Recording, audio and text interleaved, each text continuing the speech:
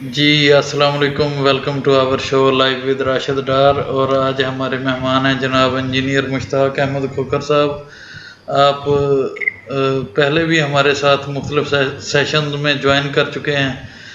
تو سر جی، آج جو خبریں آئی ہیں تازہ ترین کے اس کے اندر مفتاح اسماعیل نے کہا ہے کہ آئی ایم ایف ایک دو دن میں راضی ہو جائے گا، ہم ٹیکس کی شرح بڑھا رہے ہیں.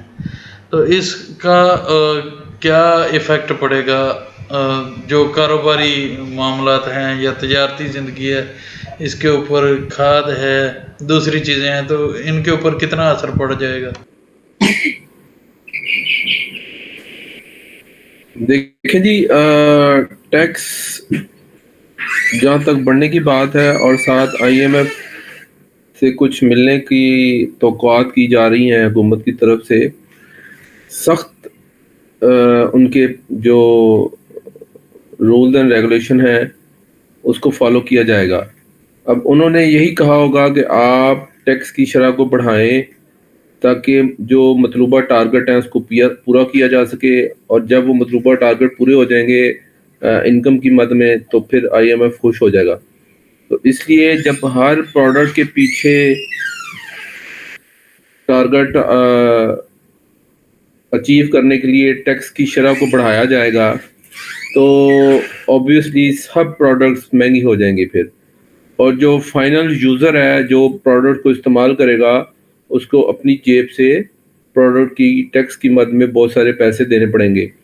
تو کہنے کا مطلب یہ ہے کہ مہنگائی عروج پر آنے والی ہے اور آئی ایم ایف کو خوش کیا جا رہا ہے، اور یہ ہونا ہی ہے کیونکہ اگر آپ نہیں بڑھائیں گے تو پھر وہ آپ کو لون نہیں دیں گے. دوسرا، انہوں نے ابھی ایک بجٹ میں تجویز پیش کیا حکومت گورنمنٹ نے کہ جو نان فائلر ہے اس کے اوپر ٹیکس کو 100% بڑھایا جائے گا، جو وہیکل رجسٹریشن ہے یا اس طرح کے معاملات ہیں. تو ایک عام کنزیومر جو ہے، فار ایگزامپل ایک لیبرر ہے، ایک موچی ہے، ترخان ہے، وہ اپنے آپ کو اپنی وہ انکم کیا، سورس آف انکم کیا شو کروائے ادھر. ایک تو وہ رجسٹریشن پروسیس بڑا لمبا ہے ایف بی آر کا کہ اس کے اندر بندہ فائلر بن کے ہے. دوسرا یہ ہے کہ جو جی ایس ٹیز اور ود ہولڈنگ ٹیکس اور یہ وہ لگ کے ان کی جیب سے جو نکل جاتے ہیں، جو لوگ فائلر بن جاتے ہیں وہ فائلر بننے کے بعد ٹیکس چوری کرتے ہیں ایف بی آر کے ساتھ مل کر. ہم بھی جانتے ہیں، سب بندے جانتے ہیں کہ پروسیس کیا ہے. تو ان چیزوں کا سوائے غریب آدمی کی زندگی کو مشکل کرنے کے امیر بندے کے اوپر کیا ایفیکٹ ہے؟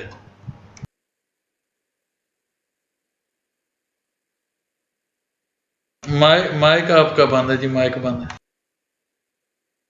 ایک فائلر جو اس ملک کو ٹیکس دیتا ہے وہ ایک مخلص انسان ہے اور پاکستان کا ایک شہری ہے جو اچھے طریقے سے اپنے آپ کو پیش کرتا ہے حکومت پاکستان کے آگے. میں اس چیز کو پرسنلی پسند کرتا ہوں. میں خود فائلر ہوں اور پچھلے تقریباً 2010 سے آج 13 سال ہو گئے ہیں فائلر ہر سال جمع کرواتا ہوں چاہے جتنی بھی ارننگ ہو.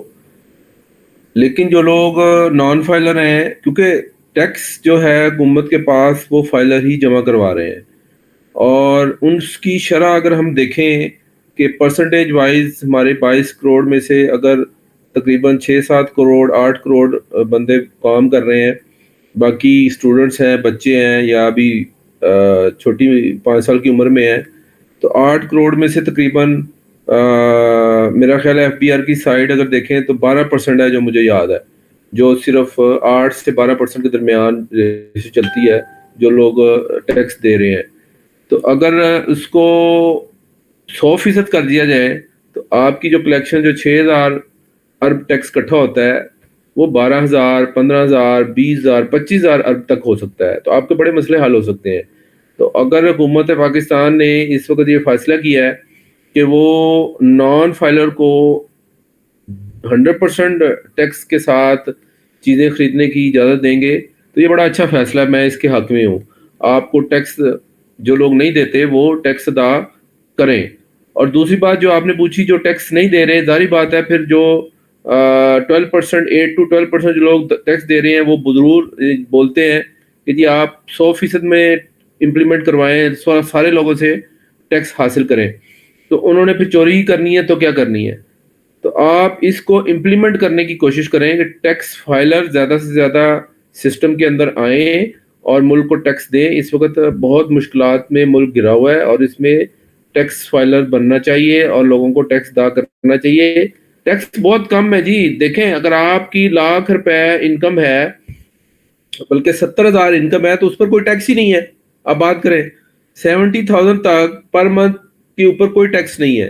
70,000 سے اوپر اگر آپ ایف بی آر کی سائٹ جا کے دیکھیں نا, تو 70,000 سے اوپر اگر آپ کی سیلری ہے, سپوز 75,000 ہے, 80,000 ہے, تو 5 یا 10,000 جو اوپر ہے اس پر انہوں نے 8% ٹیکس رکھا ہوا ہے, جو کہ بالکل نہ ہونے کے برابر ہے. اور اسی طرح آپ ایک بزنس مین ہے, وہ اپنے ایکسپینس اور انکم کو علیحدہ علیحدہ جب دیکھتا ہے, تو اس میں جو پروفٹ نکلتا ہے وہ اگر 70% سے زیادہ شو ہو رہا ہے, 70,000 سے زیادہ شو ہو رہا ہے, تو اس کے اوپر ٹیکس آئے گا, ادروائز اس کے اوپر ٹیکس نہیں آئے گا. یہ لوگوں کو ٹیکس کی جو کیلکولیشن ہے وہ سمجھانا اور ان کو ایجوکیٹ کرنا بہت ضروری ہے. لوگ سمجھتے ہیں ٹیکس بہت زیادہ ہے, شاید ہم پس جائیں گے. ایسا نہیں ہے. ایف بی آر نے, گورنمنٹ نے, بلکہ عمران خان کے دور میں تو بہت زیادہ ٹیکس انہوں نے کم کر دیا تھا, لوگوں کو زیادہ انوالو کر دیا تھا اور ٹیکس کم کر دیا تھا, جس سے آپ کی جو کلیکشن ہے وہ بڑھ گئی تھی. تو بجائے کہ فائلر پر آپ لوڈ ڈالیں, آپ نان فائلرز کو بھی ایجوکیٹ کریں کہ وہ بھی فائلر بنے, اور ملک کی اس وقت جو ضرورت ہے اس میں ٹیکس کی مد میں لوگوں کے لیے پیسہ اکٹھا کریں اور ملک کو چلائیں کسی طریقے سے. دوسرا سر جی, یہ جو مارکیٹ کے اندر چیزیں اویلیبل ہیں, ابھی جو بھی مارکیٹ آئٹم ہے ان کے اوپر ٹیکس کی اماؤنٹ تو لکھی ہوتی ہے, جی ایس ٹی, اس کی انوائسنگ کا سسٹم نہیں ہے ہمارے ملک کے اندر, کہ وہ انوائس کو گورنمنٹ کے پاس جمع بھی کروانا ہے کہ اس انوائس کے اوپر اتنا ٹیکس میں نے کلیکٹ کر لیا ہے.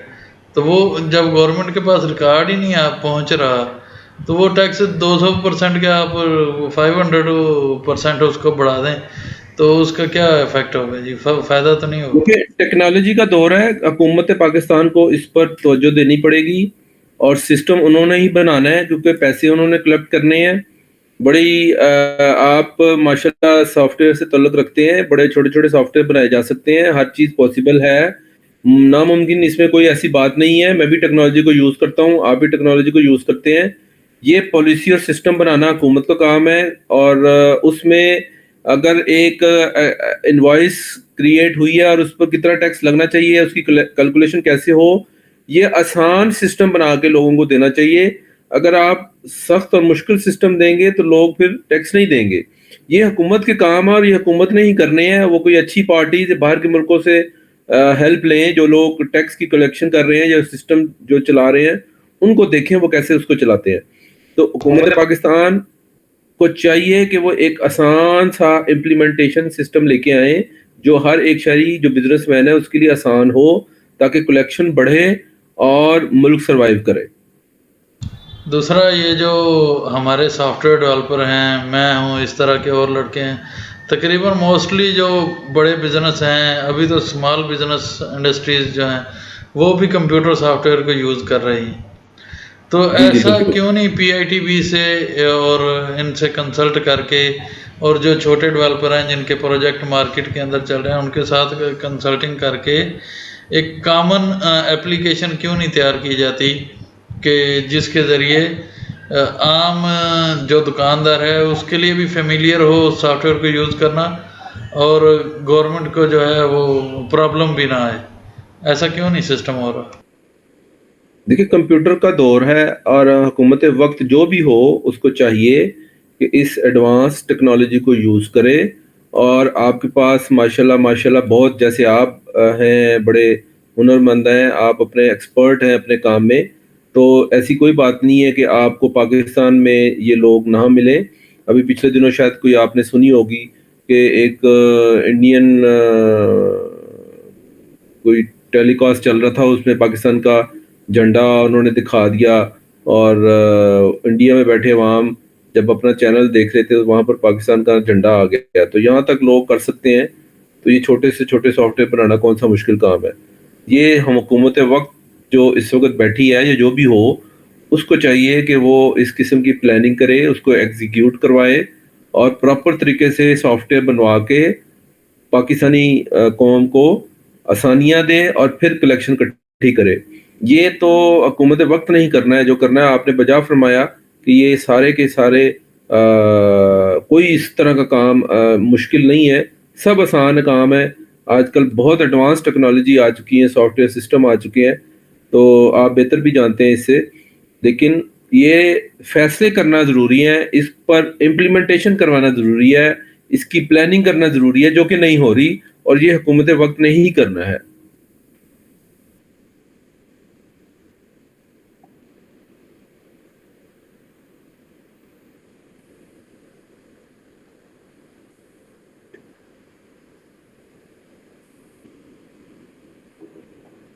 جی شکریہ.